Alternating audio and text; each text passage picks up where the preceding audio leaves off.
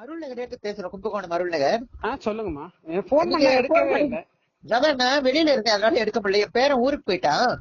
நான் இது கேட்போம், எப்படி ஹேர் ஃபால் எல்லாம் ஸ்டாப் இல்ல ஆயிடுச்சு. அது பரவாயில்லன்னு சொன்னாருங்க. நான் இப்ப அவருக்கு இப்பதான் நம்பர், என் போன் நம்பர் தான் கொடுத்திருந்தேன், நாங்க என்ன லோக்கல்ல இருக்கோமேன்றதுனால. சரிம்மா. இப்ப அவரை பேசுறேன், அவர் பரவாயில்ல, பால் வந்து கொஞ்சம் குறைஞ்சிருக்கு பாட்டி அப்படின்னு சொன்னா.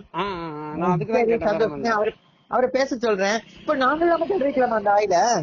நீங்களும் தடவிக்கலாமே. வாரம் ஒரு வாட்டி அந்த நல்லெண்ணெய் தேய்ச்சி குளிக்கிற மாதிரி தலையில வச்சு தேய்ச்சி குளிச்சுட்டு கண்டினியூவா நீங்க அதை யூஸ் பண்ணிட்டு இருக்கணும். ஹேருக்கு நம்ம தேங்காய் எண்ணெய் தடவுறோம்ல, ஆமா, அதே மாதிரி டெய்லியும் நாங்க தடவிக்கிட்டு இது பண்ணீங்கன்னா ஃபர்ஸ்ட் வாரம் எண்ணெய் தேய்ச்சி குளிச்சதுல இருந்து கவுண்டிங் ஸ்டார்ட் ஆயிடும். 15 days.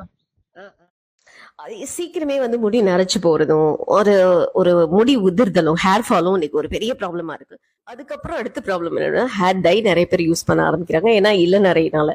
ஸோ இந்த சின்ன வயசுல நீங்க ஹேர் டை யூஸ் பண்ணிட்டு இருக்கீங்க அப்படின்னா, இனிமே அப்படி நீங்க யூஸ் பண்ண வேண்டிய அவசியம் இல்லை. நல்லி ஹேர் ஆயில்னு சொல்லிட்டு, இது பியூர்லி ஹெர்பல்.